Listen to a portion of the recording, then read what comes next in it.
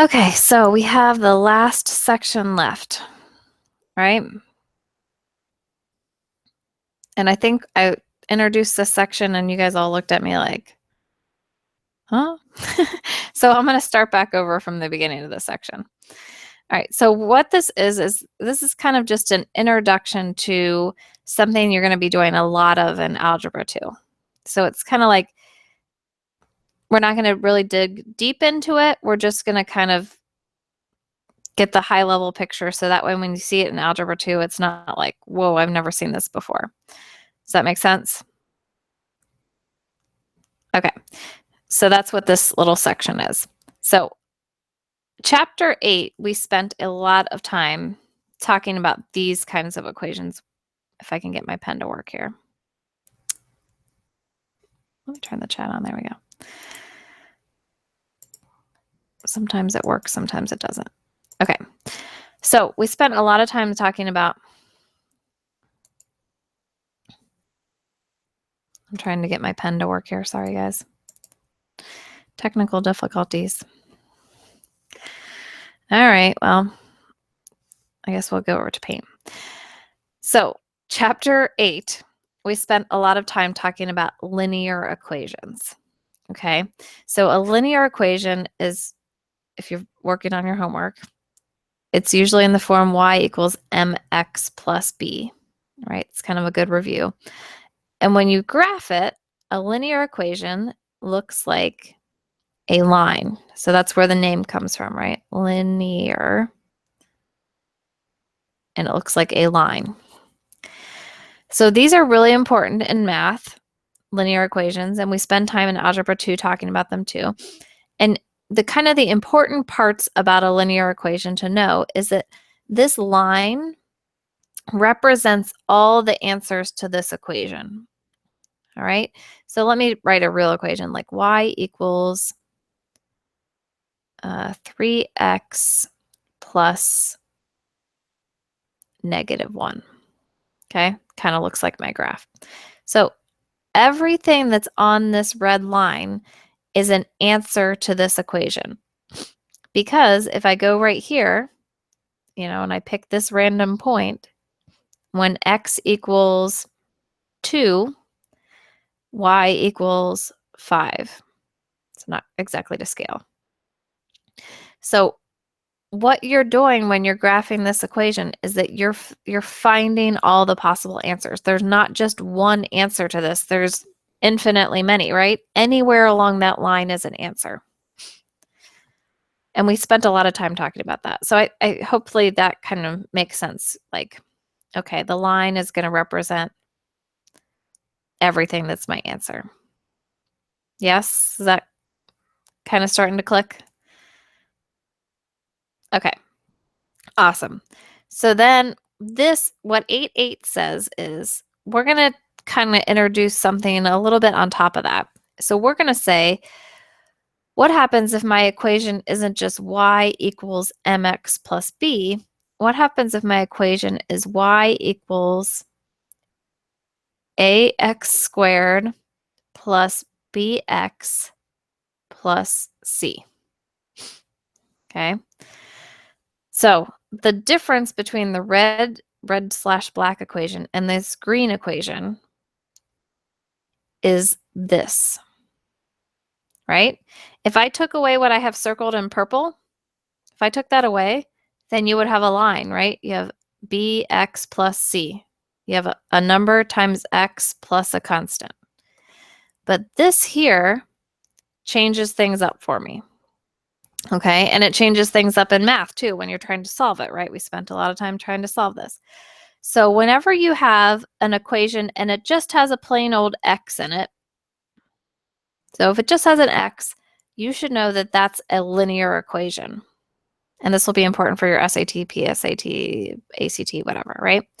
Whenever you have an equation that has a squared in it, so when you have this x squared, then this becomes a quadratic. And the graph looks different. So the graph of a linear equation is a line. The graph of a quadratic equation is something called a parabola. Okay? It's the same idea though. If I want to know what happens when, x equals 3, I just look over here and say, well, when x equals 3, y equals 4. And that's an answer to my quadratic equation.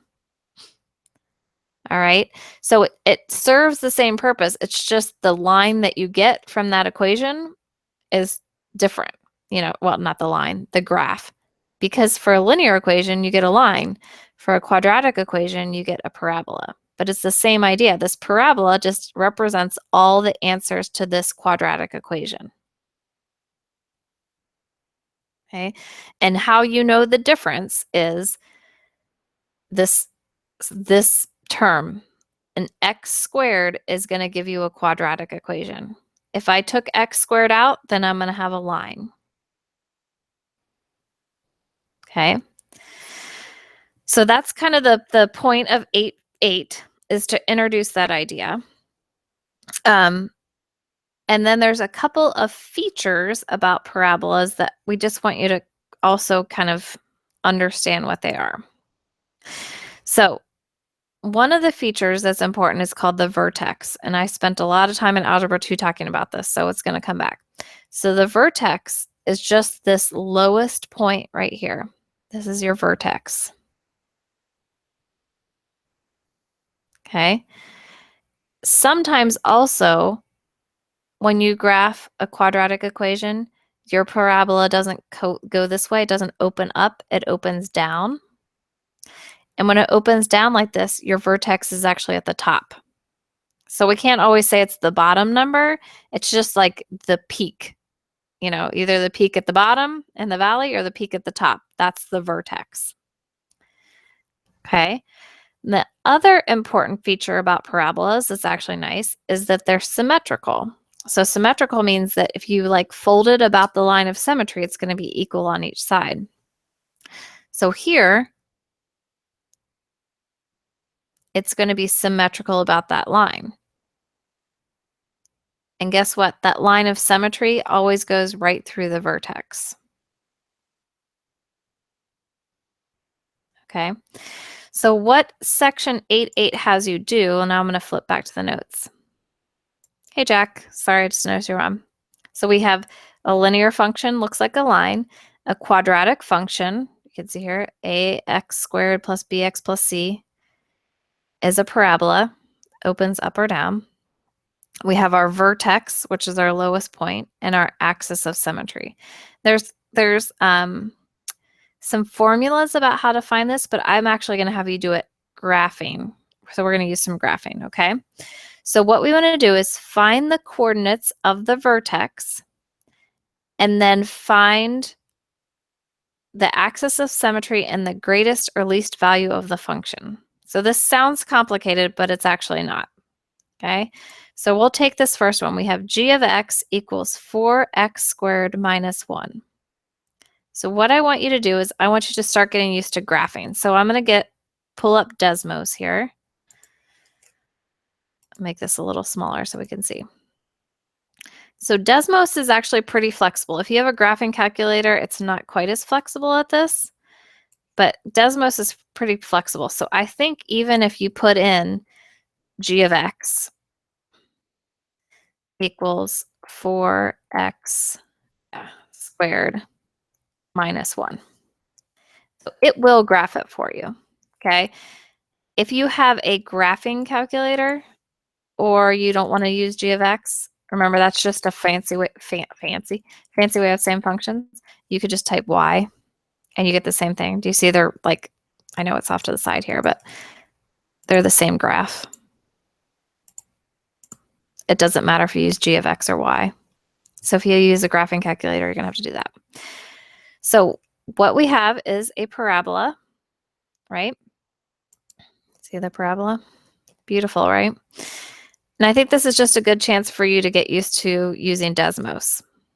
So what we want to do is the first thing we want to do when we have a parabola is find the vertex. And Desmos is actually really awesome at this because if you get pretty close, it actually shows you and lets you pull it up. So we would say that the vertex of this is at, I'm trying to write on there and that thinks there we go. The vertex is at 0, -1, right? That's just the lowest point.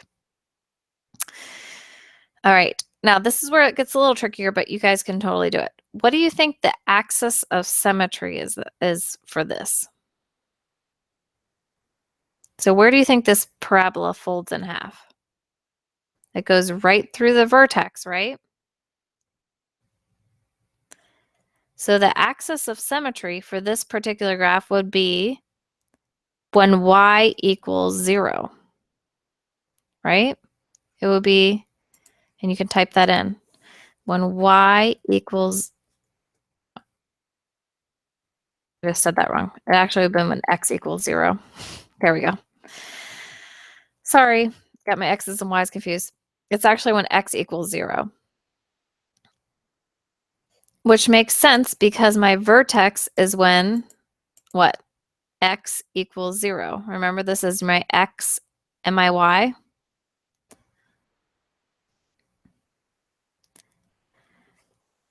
So let me do something here real fast.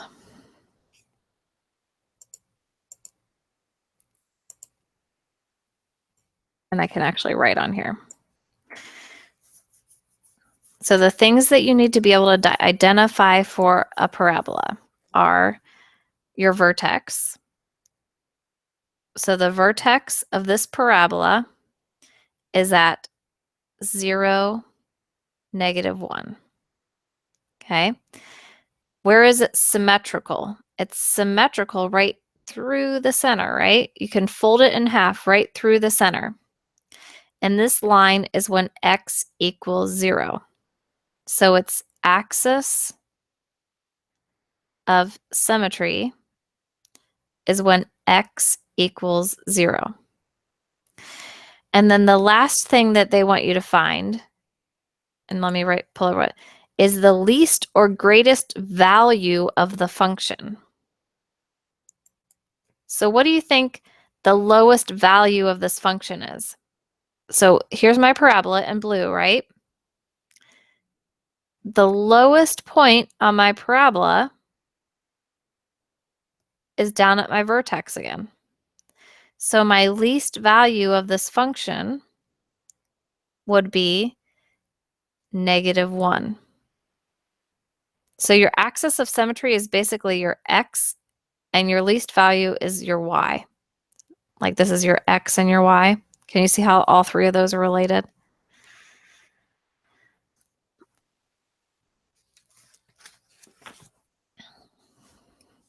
Did I totally lose you guys?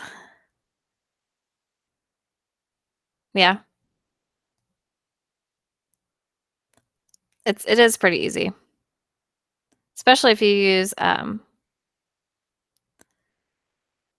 graphing tool, right?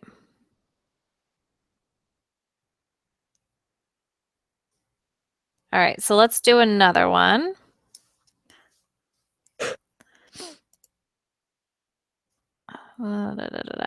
Switch around a little. Okay, so we have k of x equals -x² plus 2x plus 1. So let's switch back to Desmos. See if I can remember this. Probably not.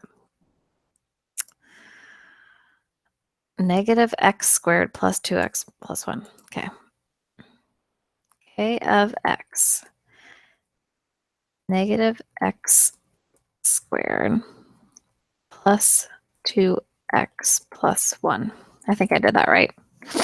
Okay, so we have our graph, right? This is a parabola that opens down. Does anybody have a guess why this parabola opens down? What was different from the other one? Yep, exactly, the negative. That's what makes it flip up or down. So the vertex of this is actually going to be where? It's going to be at the top, right? So we would say, if this will allow me to actually write on here, we would say that No, I have to take a screenshot. I don't know why it's being stinky and not letting me write on the screen. Okay. It's all right. We'll make it work. Okay, so we would say that the vertex is at 1, 2. Okay, so where is my axis of symmetry? So the axis of symmetry goes right down through the vertex. It's always through the vertex. And that makes sense, right? When you draw it, you can see it's symmetrical. It kind of plays tricks with your eyes, but so my axis of symmetry is when x equals what? X equals 1. And that makes sense because look at in my vertex, x equals 1 is right there. So what is my greatest value of this function? Because it's opening down, we're looking what's the greatest value. What's the highest value this function can be? 2. Yep. And that's it.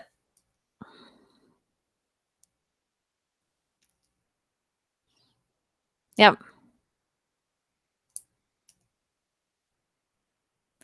So Jake says it's easy. Jack and Olivia, what do you think? Easy? So that's it. I just want you, basically, this section is about learning to use Desmos or your graphing calculator, and then just kind of identifying a couple points.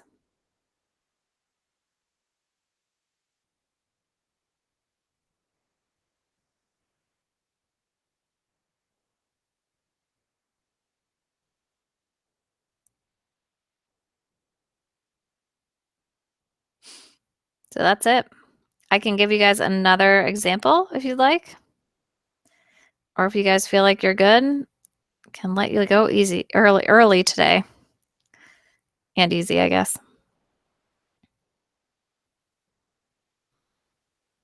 Okay.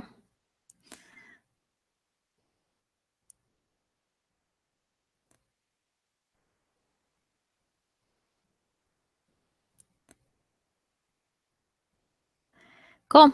All right. Well, what I'll do then is I am going to send out your chapter 8 test since we finished it up. I know. So I think it would be nice if you could finish it by next Friday. If you can't, let me know and we'll work something out. I'm just thinking for your own sanity, you don't want to wait till after spring break to try to finish your chapter 8 test. Because I know if it was me, I would forget everything.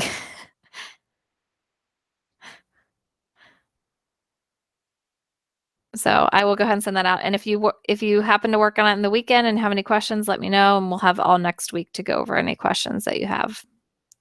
Does that sound good? All right.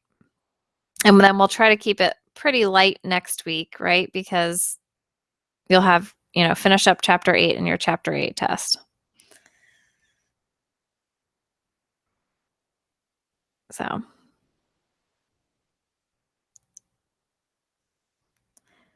cool. All right. Well, thanks for coming today, guys. All right. See you Monday. Have a good weekend. All right. Bye.